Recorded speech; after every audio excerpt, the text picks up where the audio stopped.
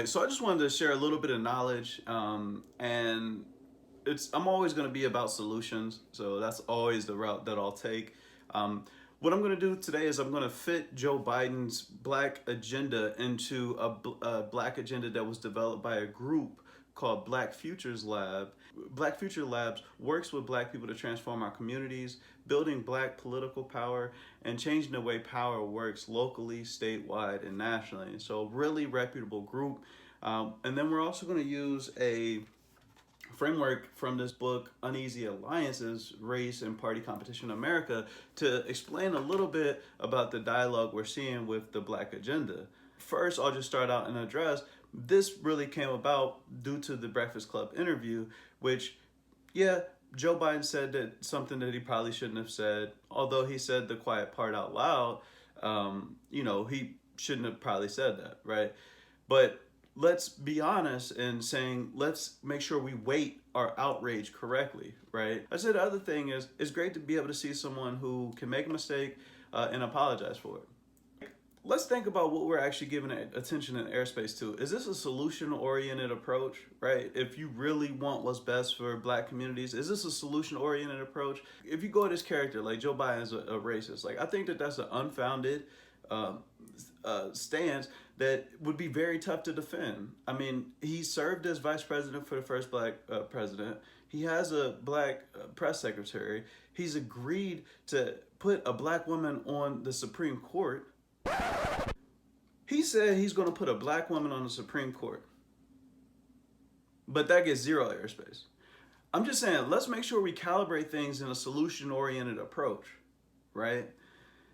And then on top of all those things, he has a comprehensive black agenda. Even if he's somebody that you don't necessarily like, I'll give you two anecdotes from history. There was a congressman, a senator from Illinois named Lyman Trumbull, and he and Frederick Douglass actually didn't get along all that well, right? Frederick Douglass was very skeptical of him. But Lyman Trumbull ended up being a person who wrote the bill that became the 1866 Civil Rights Act that formed things like the Freedmen's Bureau, right?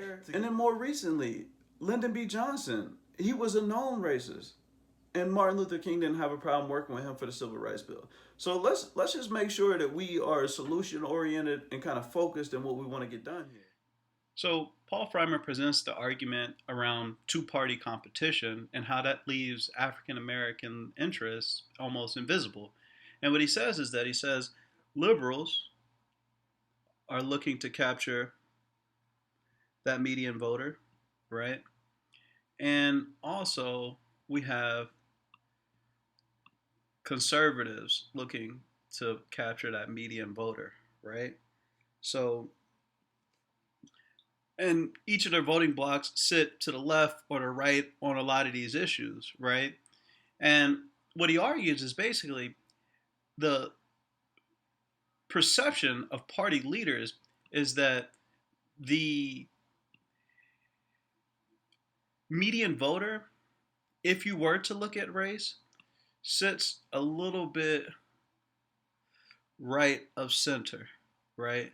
So they are a little bit more negative towards racial issues, right? So as a liberal, you're unable to explicitly talk to these issues, right? Because it might shy away some of these median voters. And what you're stuck with is you're stuck with saying, okay, we can't operate as our own voting bloc. We are kind of filtered through these other kind of ideologies, right? So whether you're pro healthcare, guns, tax, things like that. But race is never looked at through that lens, right?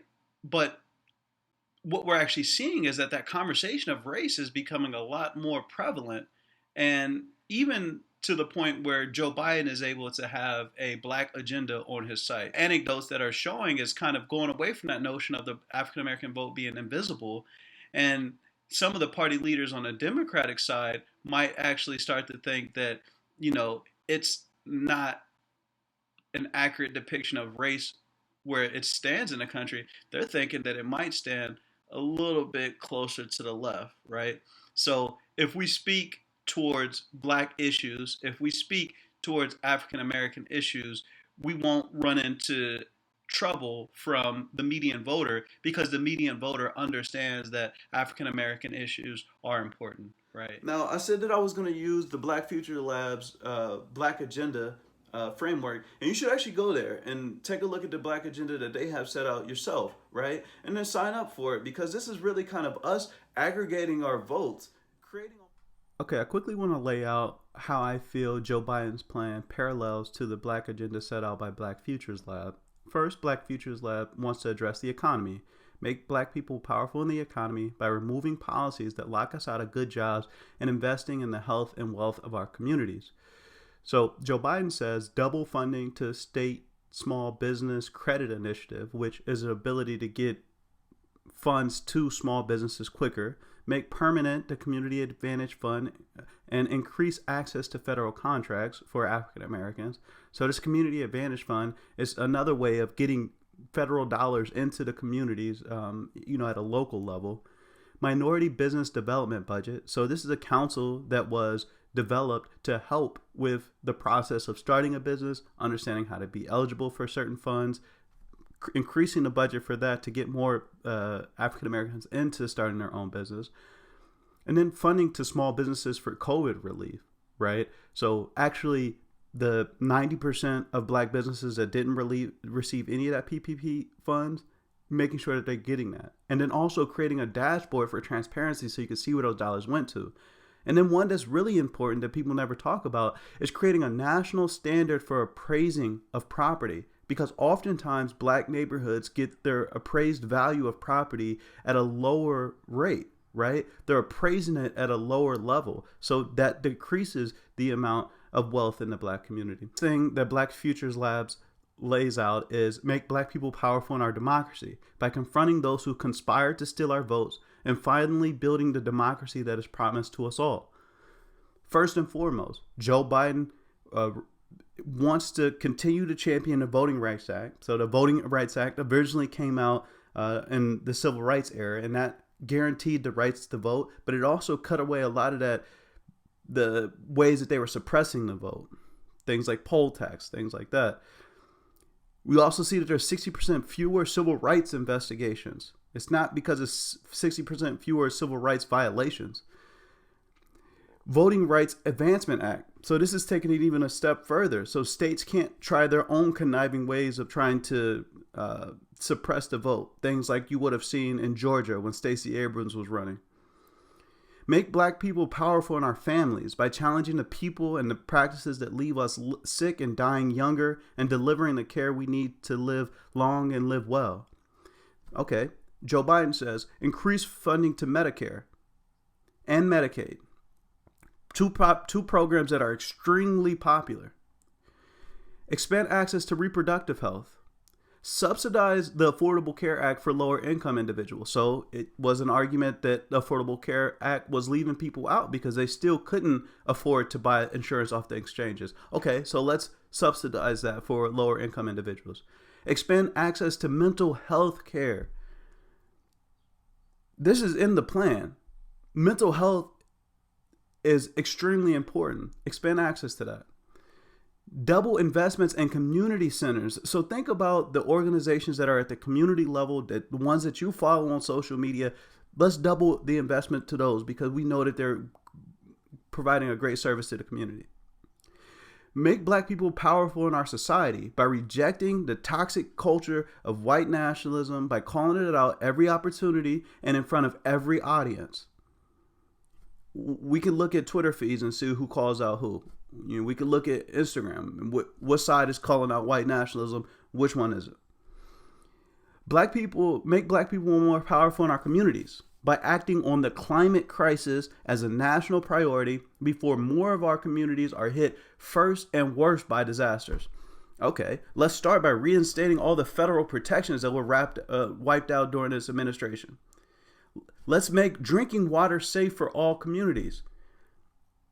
Let's hold polluters accountable and use the might of the EPA and the justice system to go after polluters.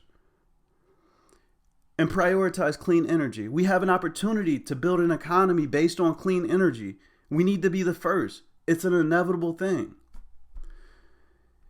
Make black people more powerful in the legal system by ending the use of incarceration to solve the problems of migration, poverty, and disinvestment, and returning millions of us back to our families and communities.